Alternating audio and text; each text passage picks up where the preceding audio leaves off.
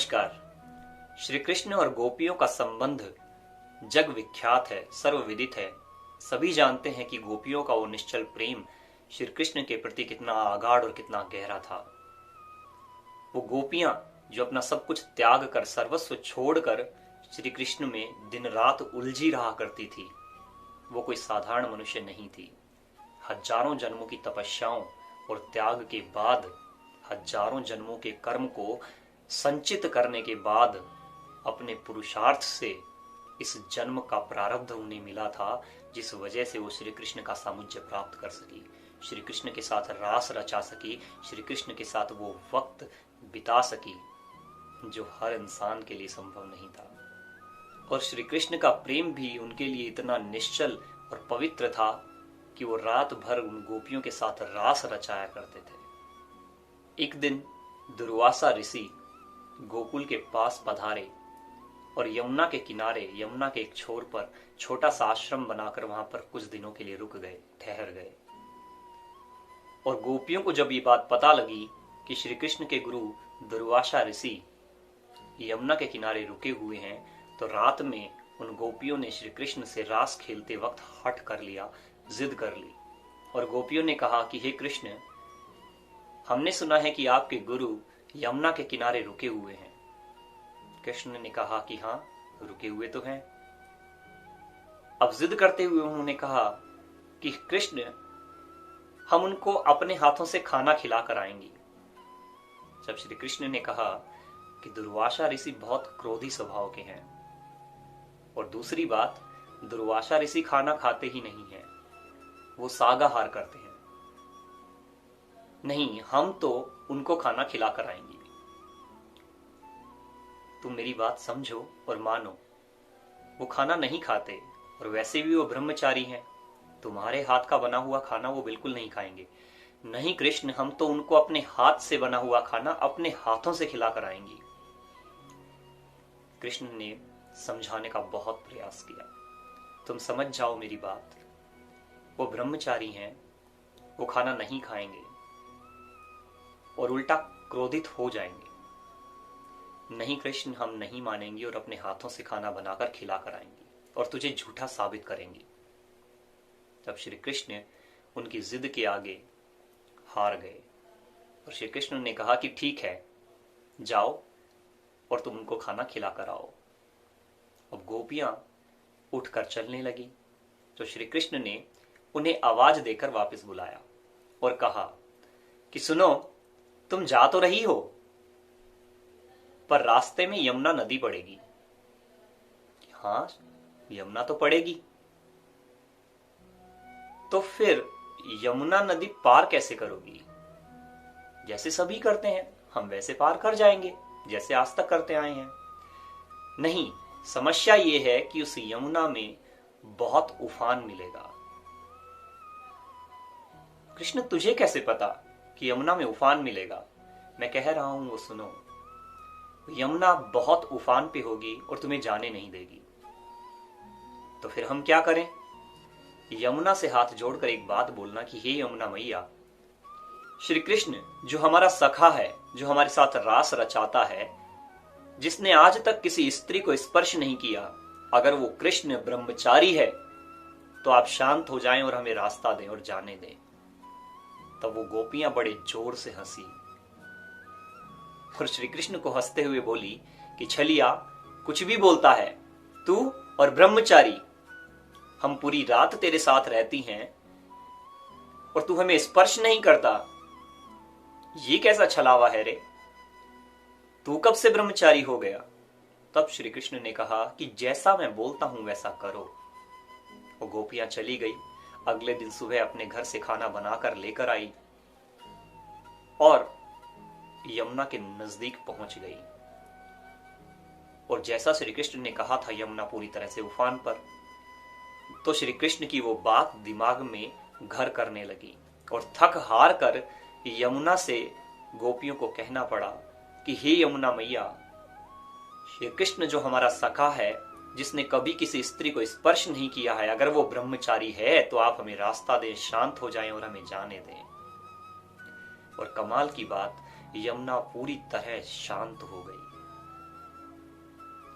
उफान पर जो नदी थी वो पूरी तरह शांत हो गई और गोपियां उसके बीच से यमुना को पार करके चली गई। दुर्वासा ऋषि तक पहुंचकर दुर्वासा ऋषि से मिलने की आज्ञा मांगी सेवकों से, और जब वो गोपियां दुर्वासा के नजदीक पहुंची तो दुर्वासा ने पूछा कि बताइए देवियों, मैं आपकी क्या सहायता कर सकता हूं। तब गोपियों ने कहा कि हम आप ही के शिष्य श्री कृष्ण की सखियां हैं, गोपियां हैं, और हम आपको खाना खिलाने आई हैं। तब दुर्वासा जी ने कहा कि कृष्ण ने बताया नहीं कि मैं खाना नहीं खाता।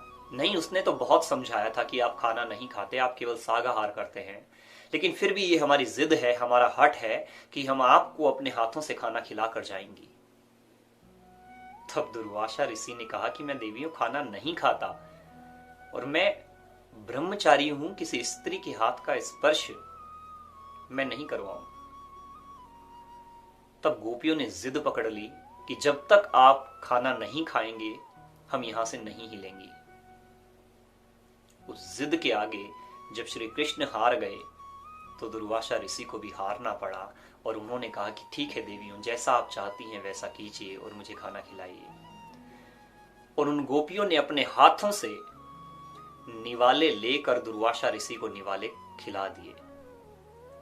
और जब वो वापस चलने लगी तो दुर्वासा ऋषि ने उनको पुकार कर कहा कि जा रही हो? कि हाँ, अब हमारा काम हो गया, उस छलिया को जाकर बताएंगे कि कितना झूठा है वो। जा तो रही हो, पर सुनो, यमुना फिर से उफान पर मिलेगी। अब उनकी बुद्धि चकरा गई कि इनको ये बात कैसे पता, यमुना उफान पर मिलेगी।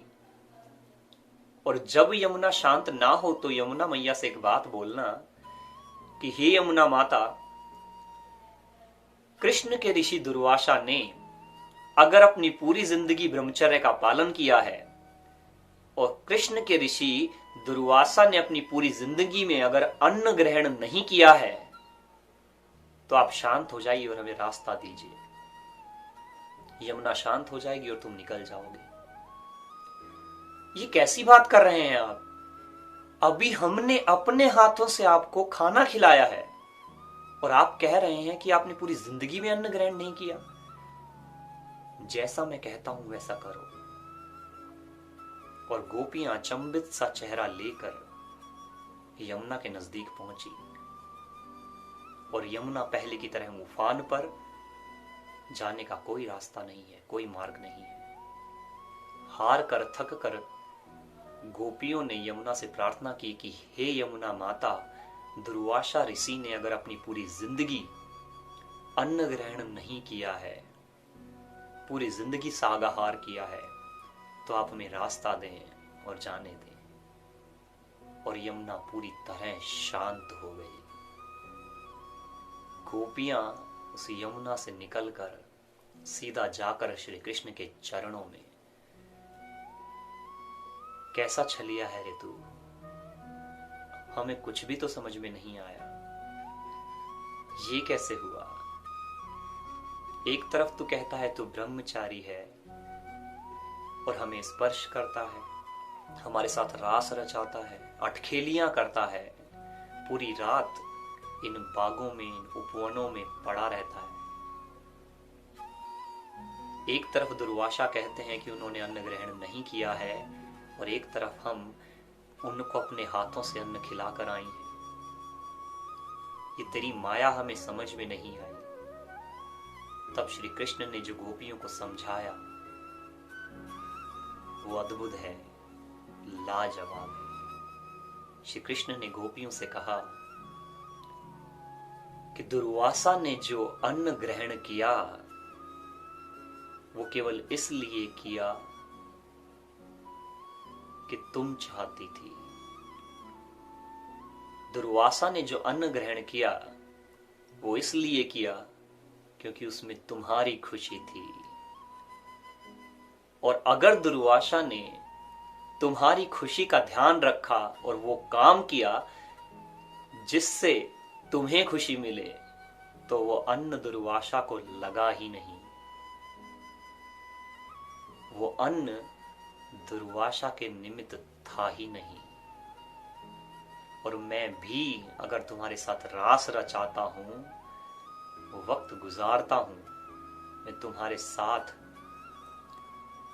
इन वनों में, इन उपवनों में बांसुरी के साथ बैठा रहता हूं, तो वो कर्म मुझे लगते ही नहीं है, क्योंकि उसमें मेरी नहीं तुम्हारी खुशी छिपी हुई है। इसका मतलब हर एक वो काम जो दूसरे के निमित्त किया जाता है,